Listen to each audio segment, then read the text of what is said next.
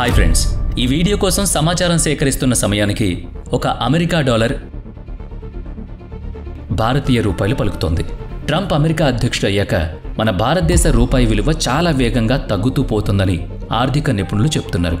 అది మీరు అర్థం చేసుకోవడం కోసమే ఆయా కరెన్సీ వివరాలు చెప్పుకున్నాం. ఒక 2000 ఏళ్ల క్రితం సామాన్య శకం 77వ సంవత్సరంలో రోమన్ రచయిత ఫ్లైనీ తన పుస్తకంలో రాసుకున్న విషయం ఒకటుంది.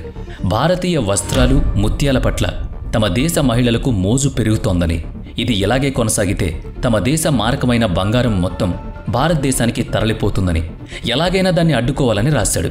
అలాగే 1658లో ఫ్రాంకోయిస్ బెర్నర్ అనే ఫ్రెంచ్ యాత్రికుడు తన పుస్తకంలో ప్రపంచ దేశాల్లోని వెండి, బంగారాలు ఏ దేశాలు తిరిగినా చివరకు భారత్కు చేరవలసిందేనని రాసుకొచ్చాడు. 1950లో అంగస్ మెడిసన్ అనే బ్రిటిష్ అర్థశాస్త్రవేత్త మొఘల్ పరిపాలనా కాలం వరకు, అంటే 1700 సంవత్సరాల వరకు ప్రపంచ జీడీపీలో 25% భారతదేశం నుంచి ఉత్పత్తి అయ్యేదని తన పరిశోధనా పత్రాల్లో వివరించాడు. ఇప్పుడు 2025లో ఉన్నాం మనం. అంటే 3 శతాబ్దాల క్రితం వరకు భారతదేశం అమెరికా కంటే ధనిక దేశం. మరిప్పుడు భారతదేశం రూపాయి అమెరికా డాలర్కు బానిస అని చెప్పుకోవడానికి బాధాకరంగా ఉంటుంది. భారతదేశం రత్నగర్భం అని చిన్నప్పుడు చదువుకున్నాం కదా, మరిప్పుడు మన డబ్బు చెల్లని రూపాయిగా మారుతోంది. స్వాతంత్రం సంపాదించుకున్న నాటికి కూడా ఒక డాలర్ 1 రూపాయిగానే ఉండేది. 77 ఏళ్లలో అది 86 రూపాయలుగా మారింది. రేపో మాపో 90 అవుతుంది కావచ్చు. ఇక 100 రూపాయలుగా మారిపోయినా కూడా మనం ఆశ్చర్యపోవక్కర్లేదు. 1900లో యూకే వద్ద ప్రపంచంలోకెల్లా అత్యధిక బంగారం నిల్వలు ఉండేవి. బ్రిటిష్ పౌండ్కి అధిక విలువ ఉండేది. అయితే ప్రస్తుతం అమెరికా డాలరే ప్రపంచ దేశాలకు ఉమ్మడి మారకమైంది. ఇప్పుడు ఏ దేశం వద్ద డాలర్ నిల్వలు ఎక్కువగా ఉంటే ఆ దేశం ఆర్థిక పరిస్థితి బాగున్నట్టు. సరే, అయితే అమెరికా అధ్యక్షుడిగా ట్రంప్ ఎన్నికైతే మన నెత్తిన పిడుగు పడినట్టు మనమెందుకు కాళ్ళు విరగొట్టుకుంటున్నామన్నది తెలుసుకుందాం. 3100 ఏళ్ల క్రిందటి సింధ్ నాగరికత కాలంలో భారత తీర ప్రాంతాల్లో ప్రపంచ ప్రసిద్ధ ప్రాచీన ఓడరేవులు లోథాల్, సుక్తగేండోర్లకు దేశ విదేశాల నుంచి వ్యాపార లావాదేవీలు జరిగేవి. పట్టు వస్త్రాలు, దంతపు పెట్టెలు, ఆభరణాలు, గేలం కొక్కెలు కొనుక్కోవడానికి దూరదేశాల నుంచి వ్యాపారులు వచ్చేవాళ్ళు. డబ్బు అనేది లేదు కనుక వస్తు మార్పిడి పద్ధతిలో వెండి వస్తువులిచ్చి వారికి కావాల్సిన వస్త్రాభరణాలను తీసుకువెళ్లేవాళ్లు. సామాన్య శకం పూర్వం 321 నాటికి చంద్రగుప్త మౌర్యుని శాసనకాలంలో మన దేశం అఖండ భారతదేశంగా విలసిల్లింది. కౌటిల్యుని సలహాలతో భారతదేశం అంతటా ఒకే రీతిని ఆర్థిక వ్యవస్థను రూపొందించారు. కరెన్సీ అనే భావనను ప్రవేశపెట్టింది మౌర్యులే. వెండి నాణేలు ద్రవ్యమారకంగా చలామణిలోకి వచ్చాయి. ఆదాయ పన్ను, ఎగుమతి దిగుమతి సుంకం కూడా మౌర్యులు ప్రవేశపెట్టిన ఆర్థిక విధానాలే. భారతదేశ వస్త్రాభరణాలకు, ఇతర సామాగ్రికి ప్రపంచవ్యాప్తంగా గొప్ప గిరాకీ ఉండేది. రోమన్ రచయిత ఫ్లైనీ చెప్పింది ఈ విషయాల గురించే. ఎగుమతి సుంకం ద్వారా ప్రభుత్వానికి దండిగా ఆదాయం సమకూరేది. అలాగని రోమ్ వద్ద భారతదేశానికి ఎగుమతి చేసేందుకు ఏమన్నా ఉన్నాయంటే ఏమీ లేవు. ఉన్నదల్లా బంగారం మాత్రమే. అది కూడా భారత్ నుంచి కొనుగోలు చేస్తున్న వాటికి బదులుగా చెల్లిస్తూ ఉన్నారు కనుక మౌర్యుల తర్వాత భారత్ను పాలించిన గుప్తుల కాలానికి వెండి నాణేలు వెళ్లిపోయి బంగారు నాణేలు మారకంగా వచ్చి తీరాయి. ప్రపంచ జీడీపీలో భారత్ 32% వాటా కలిగి ఉండేటప్పుడు ఇప్పటి కాలంలో ప్రపంచ జీడీపీలో అగ్రదేశమైన అమెరికా వాటా 24%. ఆనాటి భారత్ ఓ బంగారు గని అంటే ఏం ఆశ్చర్యం కలగక్కర్లేదు. ఇదంతా ఇప్పుడు గతకాలపు వైభవం. ఆ వైభవం సామాన్య శకం తర్వాత 17వ శతాబ్దం వరకు కొనసాగింది. భారతదేశం మూలమూలన చేతి వృత్తుల వాళ్లు తయారు చేసే ఎన్నో వస్తువులు ప్రపంచం మొత్తం ఎగుమతయ్యేవి. బెంగాల్లో పట్టు పెంపకం, జమ్మూ, బీహార్, గుజరాత్లలో పట్టు శాలువాలు, తివాచీలు, వస్త్రాల తయారీ, రాజస్థాన్లో పాలరాతి వస్తువులు, పంజాబ్లో గోధుమలు, గంగానది పరివాహక ప్రాంతాల్లో వరి, దక్కన్ పీఠభూమిలో వరి, పంచదార, మలబార్ తీరంలో సుగంధ ద్రవ్యాలు ఉండేవి, ఎగుమతి అయ్యేవి. భారత్లో పండే మిరియపు పంటను ఐరోపా వాసులు నల్ల బంగారంగా వర్ణించేవారు. మిరియపు పంటకు ఉన్న గిరాకీయే ఒక విధంగా పాశ్చాత్య ప్రపంచాన్ని భారత్ వైపు నడిపించింది. ఇదంతా సరే, కరెన్సీ ఎక్స్చేంజ్ వాల్యూ అంటే ద్రవ్యానికి మారకం విలువ ఎలా నిర్ణయిస్తారో తెలుసుకుంటే గనుక ప్రస్తుత మన దేశ ఆర్థిక స్థితి గురించి ఆందోళన ఏంటో మీకు అర్థమవుతుంది. ప్రపంచ దేశాల నుంచి ఒక దేశం ఏమన్నా కొనుగోలు చేయాలంటే ఆ దేశం ఫారెక్స్ నిల్వలను ముందుగా పరిశీలించాలి. ఈ ఫారెన్ కరెన్సీ ఎక్స్చేంజ్ రేట్ గిరాకీని బట్టి మారిపోతూ ఉంటుంది. డాలర్ గ్లోబల్ కరెన్సీ కనుక దాన్ని బట్టి మన కరెన్సీ విలువ ప్రతి దేశం లెక్కిస్తుంది. అలాగే డాలర్ విలువ మాత్రమే అన్నిటికంటే ఎక్కువ అని భ్రమపడొద్దు. దేశంలో ద్రవ్య గిరాకీ ఎక్కువగా ఉంటే దాని విలువ డాలర్ కంటే ఎక్కువగా ఉంటుంది. ఈ లెక్కన దేశంలోని ద్రవ్య విలువలను పెంచడం ఎలాగన్నది తెలుసుకుందాం. దేశంలోని ఉత్పత్తులకు అంతర్జాతీయ గిరాకీ పెరిగే కొద్దీ ఆ దేశం యొక్క ద్రవ్య విలువ అంతర్జాతీయంగా పెరుగుతుంది. మనం ఆదిలో చెప్పుకున్నాం గుర్తుందా? ఒక కువైట్ దినార్కు 3.23 అమెరికా డాలర్ల విలువ ఉందని. అంటే కువైట్ దినార్ కంటే అమెరికా డాలర్ విలువ తక్కువ. చమురు ఉత్పత్తి చేసే దేశాల్లో కువైట్ అతి ముఖ్యమైంది. పైగా కువైట్కు ఇతర దేశాల నుంచి చేసుకునే దిగుమతులు చాలా తక్కువ. ఆ దేశం ఎగుమతి చేసే చమురు విలువ చాలా ఎక్కువ. అంటే కువైట్ అవసరం ప్రపంచానికి చాలా ఉంది. ప్రపంచ అవసరం కువైట్కు చాలా తక్కువగా ఉందన్నమాట. కువైట్ దేశంలో డాలర్ను మార్చుకుని దినార్లను తీసుకుని వాటితో చమురును కొనుక్కోవచ్చు. అంటే డాలర్ను అమ్మడం ద్వారా దాని గిరాకీ తగ్గింది, దినార్ను కొనడం ద్వారా దాని గిరాకీ పెరిగింది. గిరాకీ ఎక్కువ ఉంటే విలువ కూడా పెరుగుతుందనేది సాధారణ ఆర్థిక సూత్రం. గిరాకీ లేకుంటే విలువ కూడా తగ్గిపోతుంది. ఇలా ప్రతి దేశం తాను వ్యాపార లావాదేవీలు నిర్వహించే దేశంతో తన ద్రవ్య విలువను కొలుచుకుంటుంది. దేశ వాణిజ్యం ఆ దేశం యొక్క ద్రవ్య విలువ డాలర్ను బట్టి ఎలా మారుతుందన్న దానిపై నిర్ణయించబడుతుంది. అలాగని అన్ని దేశాల ద్రవ్య విలువ డాలర్తో ఒకే తీరున ఉండదు. ఒక బ్రిటన్ పౌండ్కి 1.21 అమెరికా డాలర్లని మనం ముందే చెప్పుకున్నాం. అదే భారత్ అయితే దగ్గర 87 రూపాయలు చెల్లిస్తేనే $1 విలువ చేస్తుంది. వాణిజ్య స్థాయిలో అధికంగా ఎగుమతులు, అల్పంగా దిగుమతులు ఉంటేనే ఆ దేశం తాలూకు ద్రవ్య విలువలు గరిష్టంగా ఉంటాయని ఇందుమూలంగా అర్థం చేసుకోవచ్చు. మరి ఆ విధంగా మిగులు వాణిజ్యం చేసే స్థితిలో భారత్ లేదు కనుక రమారమి $20.78 బిలియన్ వాణిజ్య లోటును భరిస్తున్నాం. పైగా మన అమ్మకాల కంటే కొనుగోళ్లు అత్యధికం. ఒకసారి చరిత్రను అర్థం చేసుకుంటే మొఘలులు ఆపై వచ్చిన బ్రిటిష్ వలస పాలకులు భారత్ నుంచి ముడి సరుకును తీసుకువెళ్లి దుస్తులు, వస్తువులు తయారు చేసి తిరిగి తీసుకొచ్చి మనకే అమ్మేవారని తెలుస్తోంది. తన్మూలంగా భారతీయ చేనేత, కుటీర పరిశ్రమలు, చేతి వృత్తులు దారుణంగా దెబ్బతిన్నాయి. అవన్నీ మనకు తెలుసు. భారత్ నుంచి తరలించుకుపోయిన బంగారంతో బ్రిటన్ బంగారం నిల్వల ప్రామాణికాన్ని అంటే గోల్డ్ రిజర్వ్ స్టాండర్డ్ సిస్టమ్ను ప్రవేశపెట్టింది. అదే ద్రవ్యమారక విలువ పద్ధతిగా స్థిరపడింది. అలా 1821 నుంచి పౌండ్ విలువ బంగారం నిల్వలో లెక్కించడం మొదలుపెట్టారు. అంటే బంగారం నిల్వలకు తగినట్టుగా కరెన్సీని ముద్రించి దాచి విలువను నిర్ణయిస్తారన్నమాట. అనగా బంగారం బదులుగా దాని విలువకు సమానమైన కాగితం కరెన్సీని మోసుకు వెళ్తే చాలు.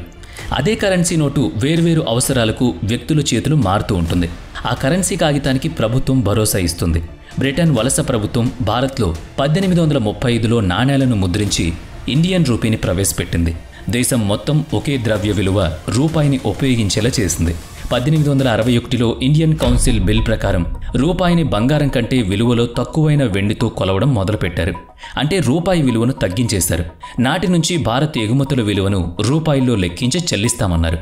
అంటే నేరుగా వెండిని కూడా ఇయ్యదలుచుకోలేదు. అంతకు మునుపు వరకు చెల్లింపులు బంగారం, వెండి వంటి విలువైన లోహపు ముద్రణలతో జరిగేవి. ఇండియా కౌన్సిల్ బిల్ వచ్చినప్పటి నుంచి విలువైన లోహాల చెల్లింపులు నిలిచిపోవడంతో వాటి నిల్వలు పూజ్యమైపోయాయి.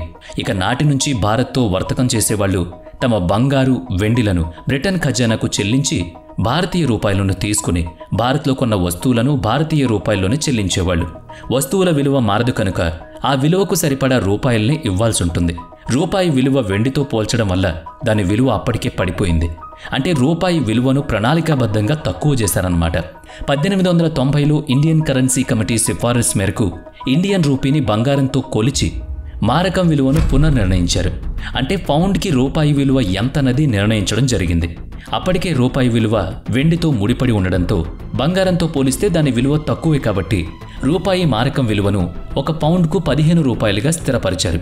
అంటే భారత్ నుంచి కొల్లగొట్టిన బంగారంతో సొంత దేశ మారకమైన పౌండ్ విలువను పెంచుకుని భారతీయ రూపాయిని వెండితో జత చేసి విలువను తగ్గించి తిరిగి రూపాయి మారకాన్ని పౌండ్కు సమం చేయడం కోసం తక్కువగా ఉన్న రూపాయి విలువను 1 పౌండ్కు సమానం చేయాలంటే 15 రూపాయలు చెల్లించేలా చేసి ఏనాటికి రూపాయి విలువ పెంపు చేసే అవకాశం లేకుండా చేశారు. దాంతో బ్రిటన్ ఖజానా భారత్ తాలూకు బంగారం, వెండి నిల్వలతో నిండిపోయింది. బ్రిటన్ భారత్కు చేసినట్లే సరిగ్గా అదే వ్యవహారం అమెరికా బ్రిటన్ పట్ల చేసింది. 1914లో మొదటి ప్రపంచ యుద్ధం మొదలైంది. బ్రిటన్ ప్రజలు తమ డబ్బును తీసుకుని బంగారం వెనక్కి ఇమ్మని ప్రభుత్వాన్ని నిలదీశారు. బంగారం నిల్వ తరిగిపోయింది. యుద్ధం ముంచుకొచ్చినప్పుడు సరిపడా నిధులు లేకుంటే ఎలా? దాంతో బ్రిటన్ చిన్న విలువ కలిగిన నోట్లను ముద్రించింది. 2.5 మిలియన్ పౌండ్లకు సరిపడా 1 పౌండ్ విలువ కలిగిన నోట్లను చలామణిలోకి తీసుకొచ్చింది. దాంతో ప్రజలు బంగారాన్ని వెనక్కి తీసుకోవడం ఆపారు. నోట్ల చలామణి ఎక్కువ కావడంతో దాని విలువ పడిపోయింది. మొదటి ప్రపంచ యుద్ధం ఖర్చులు, యుద్ధానంతర పరిస్థితులతో బ్రిటన్ పౌండ్కు విలువ తగ్గింది. అమెరికా డాలర్కు విలువ పెరిగింది, డాలర్కి గిరాకీ పెరిగింది. యుద్ధ నిధుల కోసం ఆయా దేశాలు అప్పులు చేసి మరీ ఆయుధాలు కొని యుద్ధంలో పాల్గొన్నాయి. వాటిని రుణం ఇవ్వడానికి అమెరికా ముందుకొచ్చింది. బ్రిటన్తో సహా 11 దేశాలు అమెరికా వద్ద రుణం పొందాయి. ప్రపంచవ్యాప్తంగా డాలర్ చెల్లుబాటు, గిరాకీ రెండూ పెరిగిపోయాయి. అంటే ఆయా దేశాల వద్ద అమెరికా డాలర్ నిల్వలు పోగవడం మొదలయ్యాయి. రెండో ప్రపంచ యుద్ధం వచ్చి అమెరికా డాలర్ను ప్రపంచ మారకంగా మార్చింది. అదెలానో చూద్దాం. యుద్ధ అవసరాల కోసం ఆయుధాలను తయారు చేసిన అమెరికా వాటిని వివిధ దేశాలకు అమ్మింది. వాటి వద్ద తగినన్ని నిధులు లేవు కనుక అవి తమ బంగారం నిల్వలను తీసి అమెరికాకు చెల్లించాయి. 1945లో రెండో ప్రపంచ యుద్ధం ముగిసే నాటికి అమెరికా వద్ద ఉన్న బంగారం నిల్వలు ప్రపంచం మొత్తం బంగారం నిల్వలలో 75% అయింది. అంటే అతి ఎక్కువ బంగారాలు నిల్వ చేసింది అమెరికా. ఇక ఇప్పుడు కరెన్సీ ఎక్స్చేంజ్ వాల్యూ నిర్ణయించడంలో చిక్కులు కలిగాయి. అలా 1944లో జరిగిన అంతర్జాతీయ సమావేశంలో ఒక ఔన్స్ బంగారానికి 35 అమెరికా డాలర్ల సమ విలువగా నిర్ణయించారు. ప్రపంచ దేశాల వద్ద అమెరికా డాలర్లు ఉన్నాయి, కానీ బంగారం లేదన్నది మీరు గమనించారు కదా. అది విషయం. నాటి నుంచి ఆయా దేశాలు తమ వద్ద ఉన్న డాలర్ నిల్వను బట్టి తమ తమ దేశాల ద్రవ్యమారకం విలువను నిర్ణయించుకోవడం మొదలుపెట్టాయి. కాబట్టి బంగారం కావాలంటే అమెరికాకు డాలర్లలో చెల్లించి దాని వద్ద ఉన్న బంగారాన్ని కొనుక్కోవాలి. ఎంత ఎక్కువ విలువ కలిగిన ద్రవ్యం ఉంటే వారి వద్ద అన్ని ఎక్కువ డాలర్స్ ఉన్నాయని అర్థం. ఈ కొత్త ద్రవ్యమారక విధానానికి బ్రెటన్ వుడ్ సిస్టమ్ అని పేరు పెట్టారు. ఆ పద్ధతిలో అమెరికా డాలర్ ప్రపంచ ద్రవ్య మారకంగా అవతరించింది. అంతర్జాతీయంగా డాలర్ విలువ అలా విస్తరించింది. మరి మన దేశంలో ఏం జరుగుతుందో తెలుసుకుంటేనే మన ఈ ప్రస్తావన ముగుస్తుంది కదా. పదండి చూద్దాం. భారతదేశం స్వాతంత్రం సంపాదించుకున్నదే కానీ 1960లో పాక్ చైనాలతో యుద్ధాలు, 1973లో చమురు సంక్షోభం, 1991 నాటి ద్రవ్యోల్బణం, 2008లో ప్రపంచ ఆర్థిక మాంద్యం, 2020లో కోవిడ్ మహమ్మారి, 2022లో మొదలై ఇంకా సాగుతున్న రష్యా ఉక్రెయిన్ యుద్ధాల మూలంగా మన రూపాయి విలువ 1947 నుంచి 2024 నాటికి $1 1 ఉండేది కాస్త $1 = 86 రూపాయలుగా దాటిపోయింది. ఇక్కడ వరకు పరిస్థితి అర్థమైందిగా. తాజాగా 2024 ఎన్నికల్లో నెగ్గి 2025లో అధికారం చేపట్టిన ట్రంప్ విధానాల వల్ల డాలర్ విలువ మరింతగా బలపడిపోయింది. దిగుమతుల సుంకం విలువలను పెంచుతామని ట్రంప్ చెప్పడంతో ఇక్కడి నుంచి ఎగుమతి చేయడం కంటే అమెరికాలోని కర్మాగారాలు నిర్మించి అక్కడే ఉత్పత్తి చేసి అమ్మడానికి వ్యాపారులు సిద్ధమవుతున్నారు. ఇక అమెరికా పౌరుల ఆదాయ పన్నులను తగ్గిస్తామని చెప్పడం ద్వారా వృత్తి నిపుణులు అమెరికాలోనే నివాసం ఉండాలని, దేశంలోనే పనిచేయడానికి మొగ్గు చూపుతున్నారు. మరొకటి, అమెరికాకు వచ్చే వారి H1 వీసాల జారీని మరింత కఠినం చేయడం ద్వారా వీసాల గడువు ముగిసిన వారికి, అక్రమ వీసాలతో చొరబడిన వారిని తిప్పి పంపిస్తామని చెప్పడంతో మరో వేటు సిద్ధమైంది. అదిగో ఆ 3 విధానాలను అమలు చేస్తే గనుక భారతదేశ ఆర్థిక విధానం ప్రభావితం కావడం తథ్యమని భారతీయ స్టేట్ బ్యాంక్ అంచనా వేసింది. అంటే అమెరికాలో మన దేశీయ ఉత్పత్తుల దిగుమతుల విలువ పెరుగుతుంది కనుక అక్కడ మన వస్తువులకు గిరాకీ తగ్గుతుంది. ఫలితంగా భారతీయ రూపాయి విలువ మరింతగా కుచించుకుపోతుంది. అమెరికాలో పన్నులు తగ్గించడం ద్వారా ఇన్ఫ్లేషన్ అంటే ద్రవ్యోల్బణం పెరుగుతుంది. గిరాకీ ఎక్కువై సరఫరా తక్కువగా ఉన్నప్పుడు వస్తువుల ధరలు పెరుగుతాయి. ద్రవ్యోల్బణాన్ని తగ్గించడం కోసం వడ్డీ రేట్లు పెంచినట్లయితే మన దేశంలోని పెట్టుబడిదారులు తమ సొమ్మును అమెరికా బ్యాంకుల్లో మదుపు చేస్తారు. అంటే మళ్లీ డాలర్ విలువ పెరుగుతుంది, రూపాయి విలువ ఇంకా తగ్గుతుంది, మన మూలధనం తరిగిపోతుంది. ఇక H1 వీసాలపై పరిమితులు పెంచడం ద్వారా భారతీయుల వలసలు చాలా వరకు నిలిచిపోతాయి.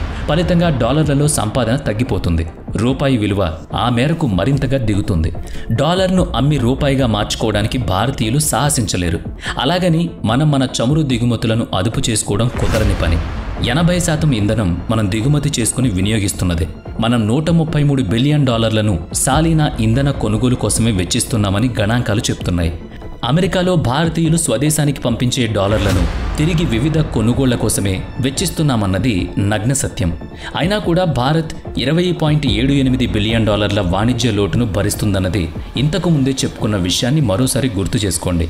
అలా డాలర్ మరో 4 ఏళ్లలో 90 రూపాయలకు చేరిందనుకుందాం. అప్పుడు దేశంలో వస్తువుల ధరలు చుక్కలు చూపిస్తాయి.